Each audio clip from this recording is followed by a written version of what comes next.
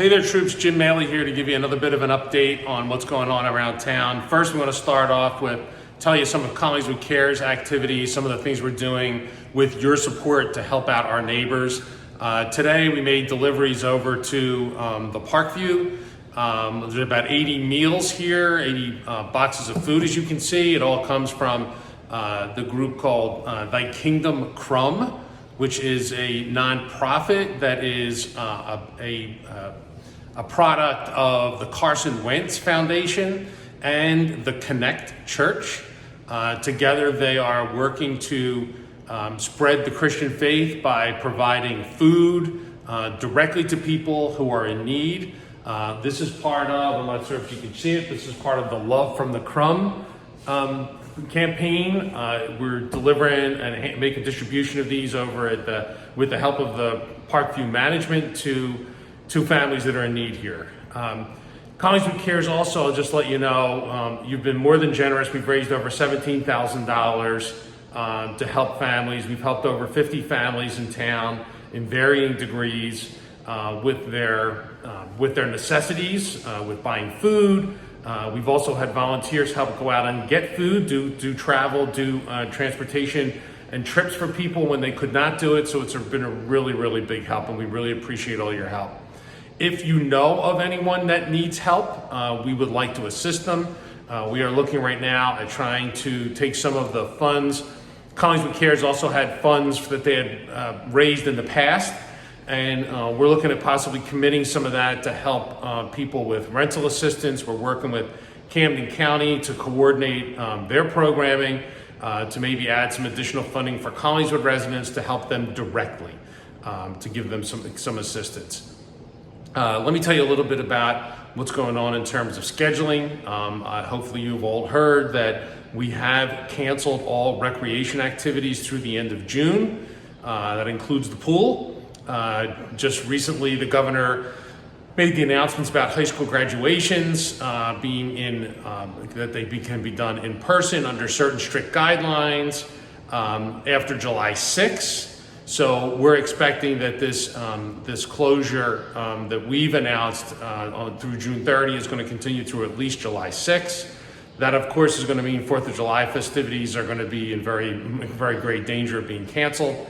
We haven't officially done that yet, but in the first week or so of June, we will let everyone know about that. A lot of people have been asking about the pool. As I've indicated before, the pool raises its own issues. My biggest concern is, one, the public health, and number two is the health of our staff. The college kids that come in and our lifeguards there have enough of a task to make sure that they're keeping everybody safe while they're swimming and in and around the pool. Now we're adding another level where we're either going to have to bring in other personnel or have them trained for sanitizing, enforcing distancing, added a whole lot of levels, and there are a lot of obstacles to that. We're waiting to see what the guidance is from the state before we make any final decisions, but well, we'll see. We'll see what comes. There's another factor about costs. We're still going to have to spend the same amount of money it costs to open up the pool. It costs $30,000 to paint the pool every year. We won't be charging people the same because it will not be the same. There would have to be very limited usage. Who gets to go when? The health issues. There's just a lot of problems. We're working with our businesses. The curbside has opened up. That's been productive. Because that's been productive, as we make plans for the next phase of openings up, where there possibly could be in dining, restaurant, and shopping in stores, we've explored different possibilities of doing some open air, put some of the seats outside. That of course raises its own little collection of issues, like how do you maintain the safety of people? We don't want cars and people sitting having dinner, intermixing. We want that to be spread out. We never do that. We do it on cruise nights, but it's a very limited operation. We don't have people stationary in specific areas. So we're working on that, also doing it open air that way and putting seats outside and closing the streets down. That then ends pretty much the curbside pickup, and a lot of restaurants and businesses are kind of just getting into that groove and are real concerned about having that end. So we're exploring it. We've been working on this for weeks on all these different options, depending on what might come. And we'll get announcements out as quickly as we can once we make some decisions on it.